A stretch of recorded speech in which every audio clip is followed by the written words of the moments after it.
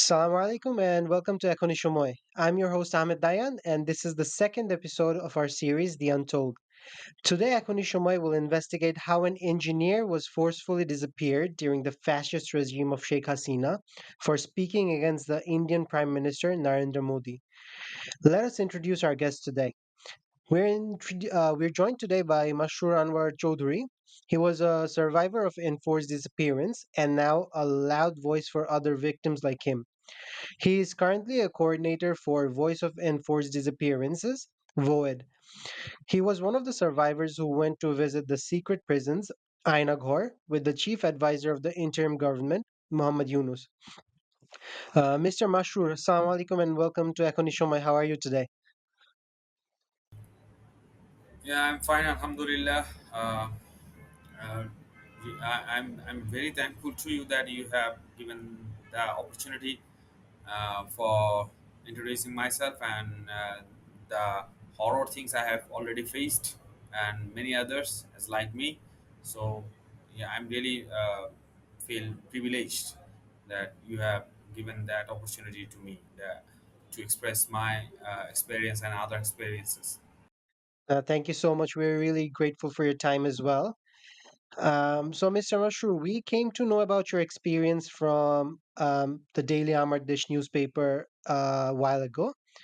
But we would like to hear from you as well, your experience of the enforced disappearance. What happened and what was the time like?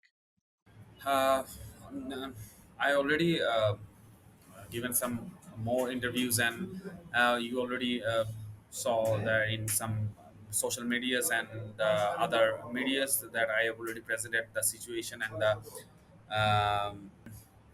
on that time actually I was doing job doing job at Holiday Inn Dhaka city center, which is another multinational hotel chain, IHG Hotel, Intercontinental Hotel Group, under Intercontinental Hotel Group. So it's another five-star hotel, Holiday Inn worldwide. So I was a procurement manager on that time, and before that I was a procurement officer at Radisson Blue Chittagong. So though I'm a corporate guy, but I was loud voice in social medias against Hasina's injustice and Hasina regime's injustice, and I was loud voice against the Indian aggression into Bangladeshi culture and in politics, and in some cases their aggression in Indian Muslims. So I was a loud voice in social medias especially because I thought that I'm an ordinary guy. I don't if as I don't have that much power to say against injustice, but I used my social media platform to express my to express my activity and other against injustice, Indian aggression and Hasina's operations and Hasina regime's operations. So in the beginning in 2011-12, I was just I was giving posts like sky is blue and flower and this. But when I realized that I need to be vocal against injustice, so I started writing um, against mm, uh, against the human rights violation in Bangladesh, especially. So, and yeah, at 2013, there is you know that Hafazat massacre was happened, and loss of alim ulamas and Muslim peoples has been killed by Hasina regime. And on the time, I was more vocal against not only Hasina but also India and Indian regime. So as they are interfering in our culture in politics, and obviously on the back end, the raw they are doing such kind of things. Assassinated people, normal people, and what actually most importantly we have faced that most importantly we have faced brutal operations on just Muslim young people, okay, practicing Muslims, and they're doing what they're tagging they're tagging Muslim peoples like Muslim young and students who are practicing the tagging like jongi, terrorist, whatever they are, and they're abducting people and giving them making false flag cases, and based on false flag cases, those hasinas judges giving the giving the inhuman trial, like verdict. I can say that the life sentence, sometimes sometimes the death sentence. So on that time, and in the time of Rohingya crisis, I saw the massacre directly, as I did many charity work on Rohingya camps. So altogether, actually, on the time, I expressed my, I raised my vocal, and I was vocal against all the injustice, and that was the actually beginning. So so I regularly on the time 2020, when it's time for Modi coming in Bangladesh. So many, as like many, I was right against Modi. It's like there's two-line status, two or three-line status, that Modi are killing Muslims in India and in Bangladesh. Those those police, they are giving protocol, they are giving security Modi, giving security to Modi, and it's really unacceptable, and we should remember it. So that was the status I have given in my Facebook post, and then after 1 or 2 days, I have abducted by the Air Force. When actually it's like 8 9 a.m.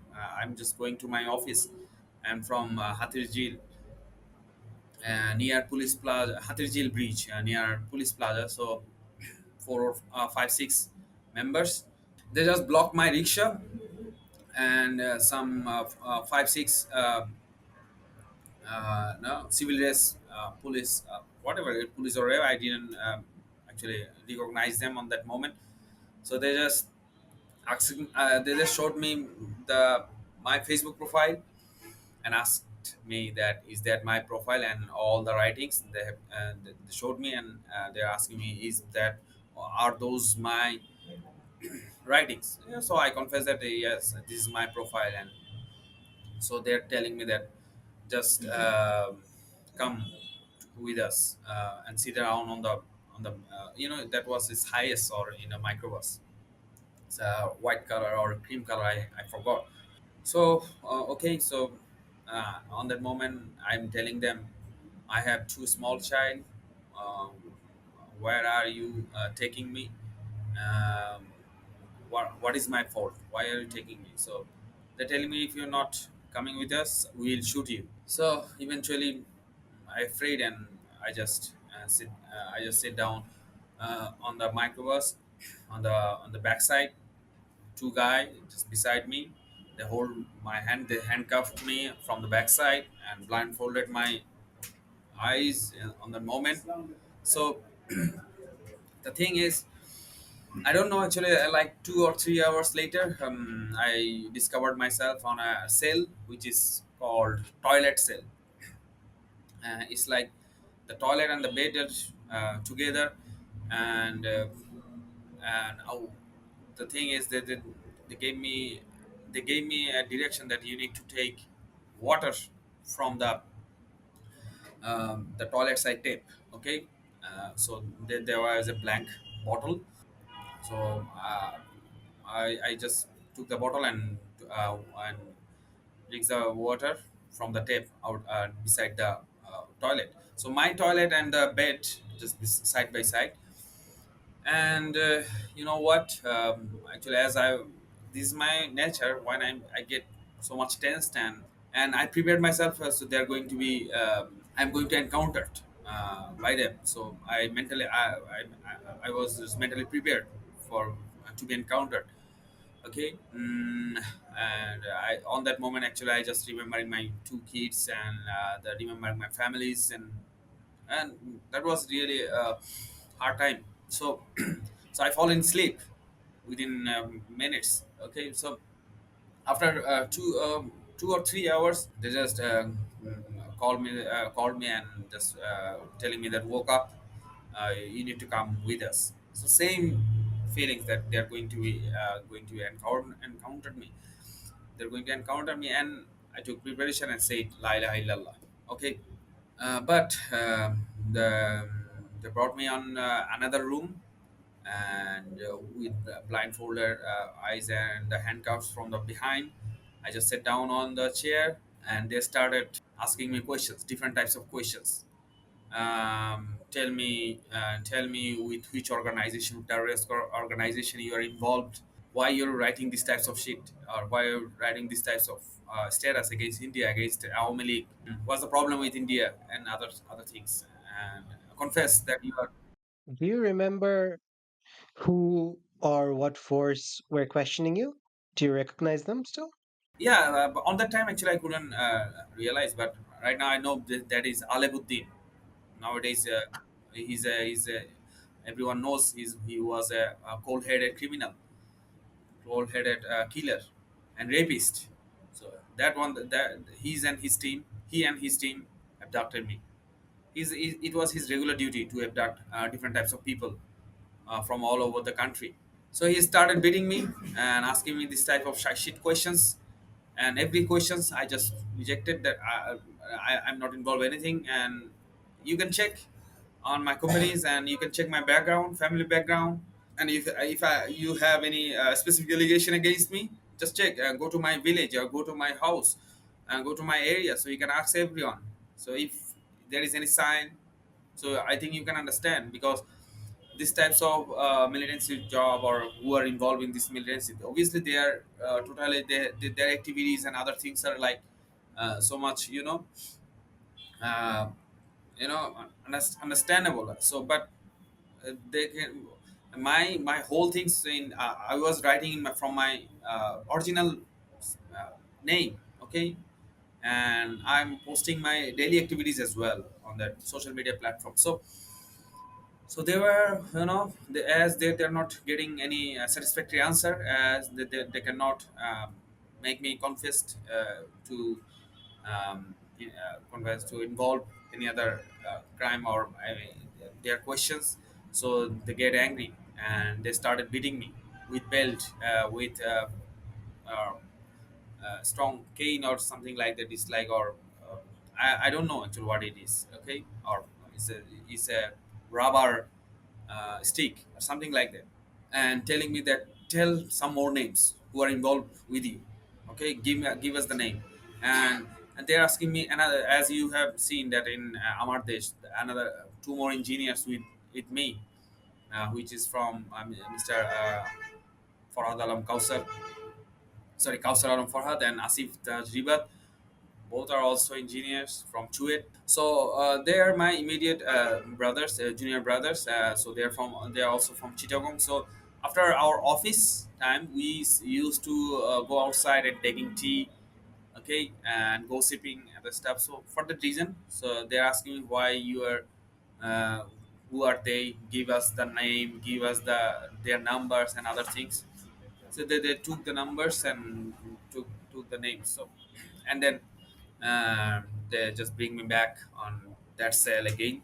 And the next day, so 2 3 times they have interrogate me on that cell. And then it was in RAB 11 cell, which is in Narayanganj. So after the day, so on the morning time, I know there is 10 or 11 a.m.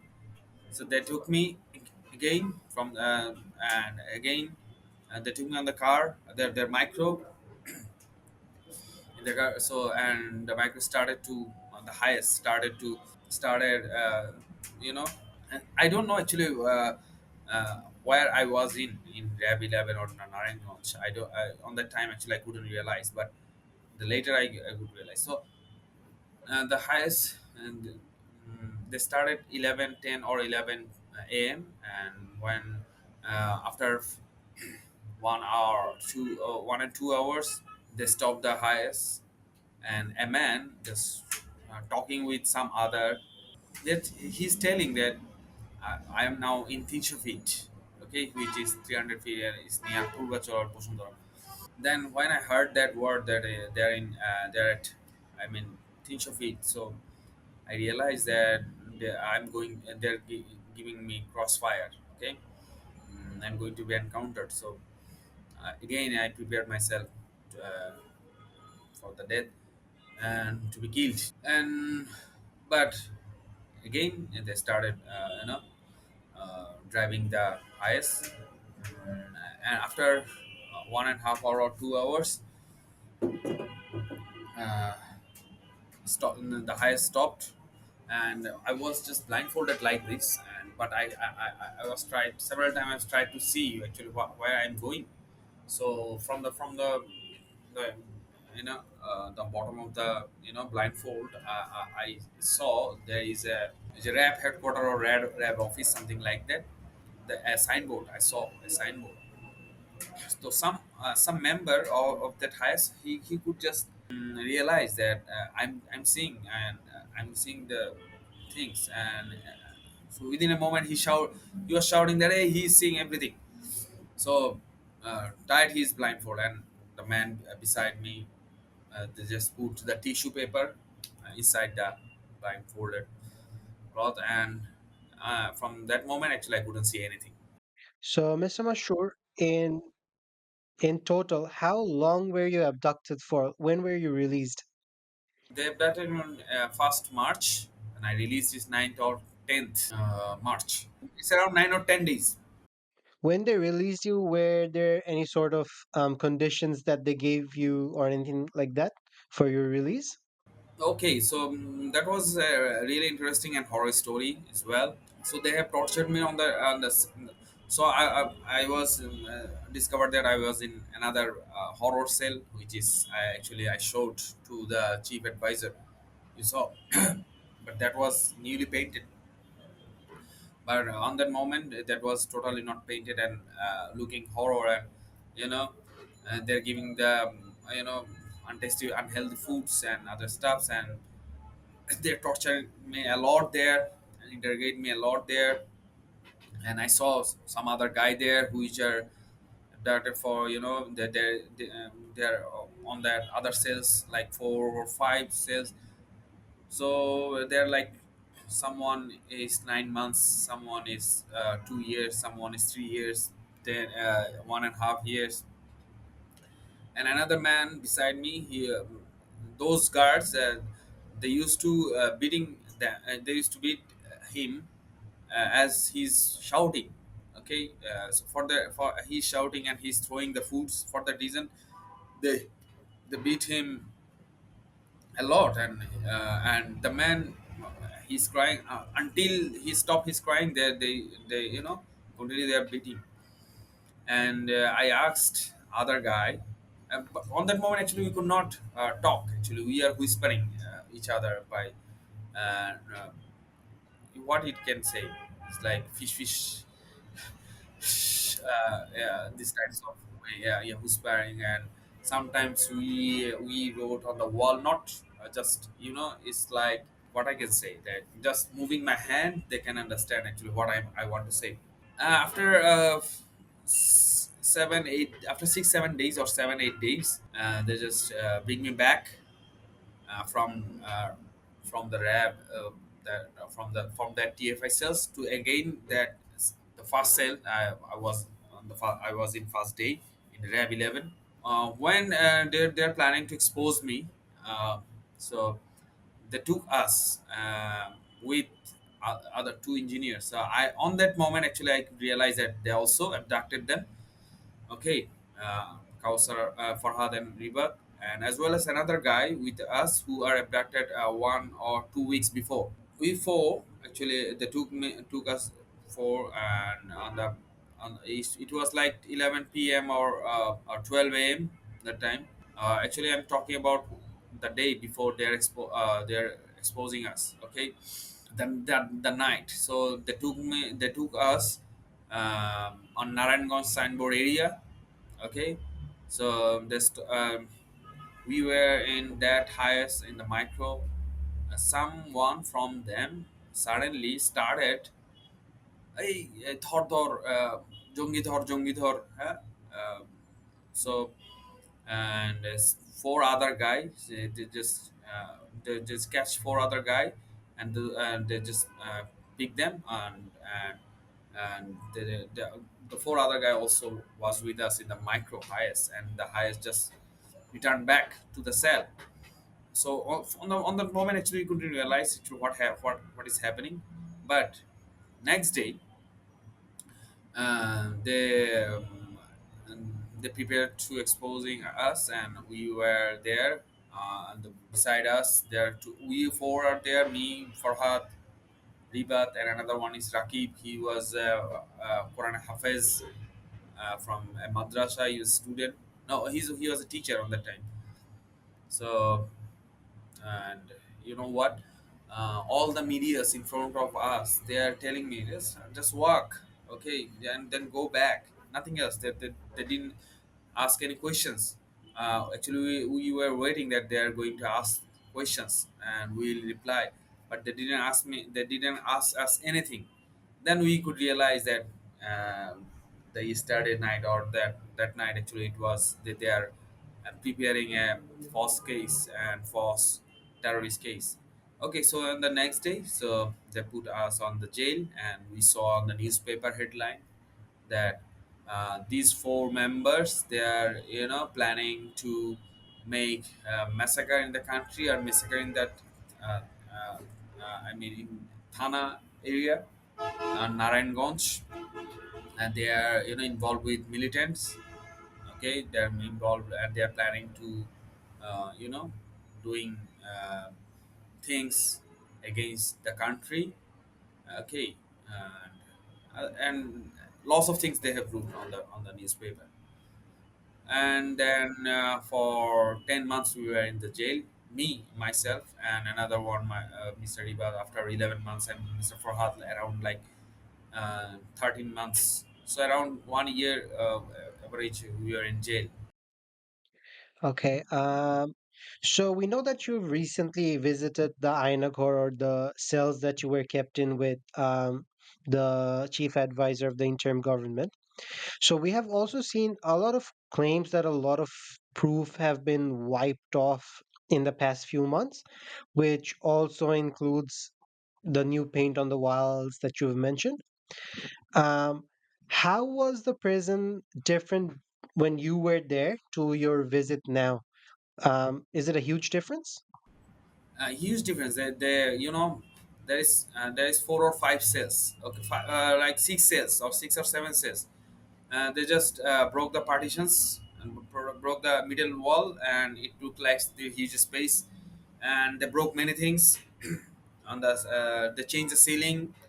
Okay, the colors, they changed the whole color of those cells, like they painted, newly painted. That was, there was some marks where abducted people, they're uh, drawing the tallies for how many days they were there, and they're putting their phone numbers, and they're putting their names, and some more things like the dua, okay, and the name of Allah, the many things they actually used to draw is with the,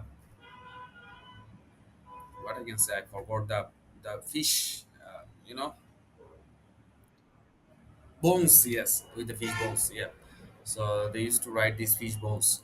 So all these things, but they couldn't actually they couldn't wipe out all the information. But though they're painted, but those sketches and other stuff was there. Who do you think wiped off these evidences after the fall of Sheikh Hasina? Do we still have? So who did these? Do you think? Obviously, there, as it is in their territory, they did this. Those RAB did this. Some RAB officers maybe who were involved, or the enforced disappearances and killing people, are involved with crossfires. So what do you think about the future of these things after your visit and talks with the chief advisor? The thing is, one of the journalists, renowned journalists in our country, Taslim Khulil, asked about the financial support and other stuffs, and the justice and the trial against those criminal. So is it going to happen or not? So the chief advisor replied that obviously there, every the trial will start soon, and about the financial things, financial support, chief advisor will think about it. And that was his reply. The thing is, as you have seen after the visit, uh, you know, Mr. Shafiqul Alam, on a press conference, he um, replied of a question that there are like 800 or 900 cells all over the country. So it should be also revealed. Okay, it should be also open to the country's people. We want to destroy all those things, all those cells, all those, Ainagor or TFSS or whatever it is. And we all the survivors and the people who did the, um, uh, actually the students and the mass people of our country, they want wholeheartedly to the crossfire culture or the enforced disappearance culture should be wiped out from our country. And this is like a worst human rights violation. And who are involved, those officers who are involved with this, from DJFI or RAB or whatever it is, CTTC or whatever it is, those culprits should be held accountable for that. Okay. One last question for you, Mr. Mashur. So we know that there's another organization that's been working for quite a while now, Maya Duck. Why did you think that you needed another platform to represent these people? Okay, the thing is, we are survivors, and Mayadak also work for us, and Mayadak also work for the family members who are facing crossfire and Hasina regime. The thing is, why actually we established the void? We are facing the trial, the cases against us still running. So we need to go to the court for, what it say, hajira. Okay, still we are doing that.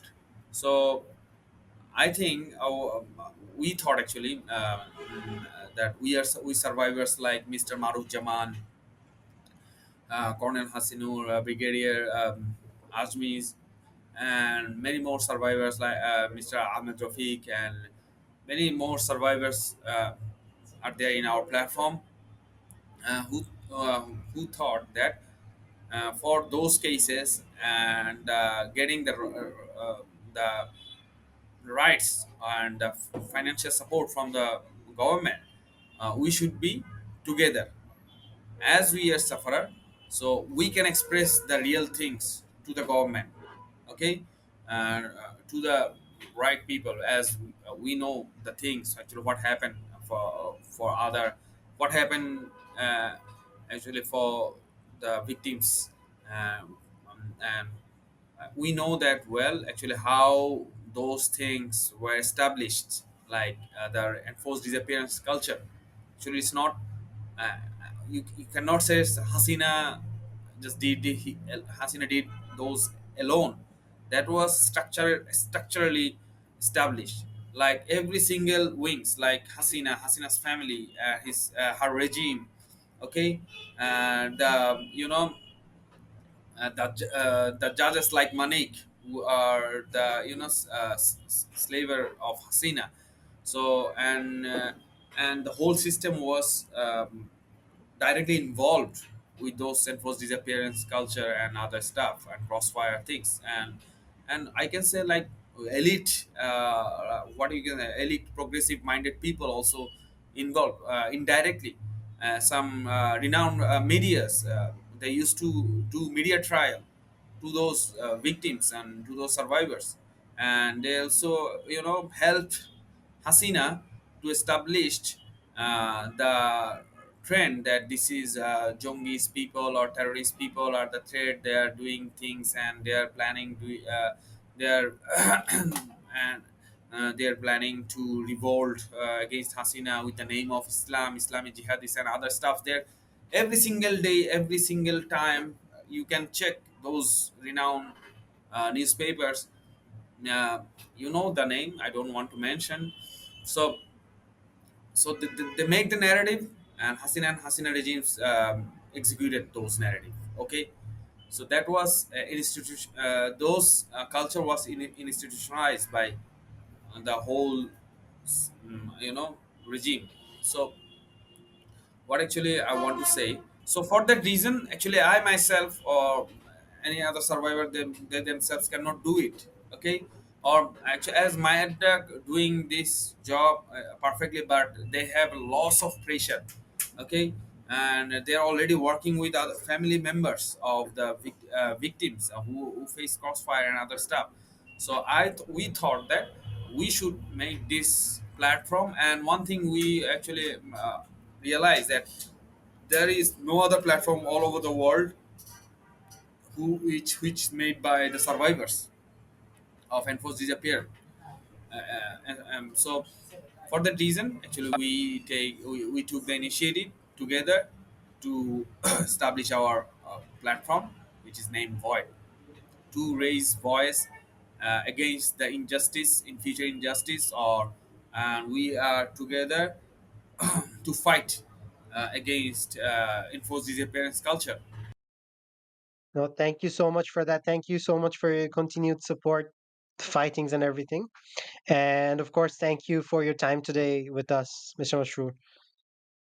Thank you so much for your time.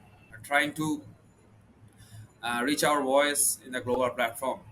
So we need your cordial support. Have a nice day. Assalamu alaikum. No worries. Thank you.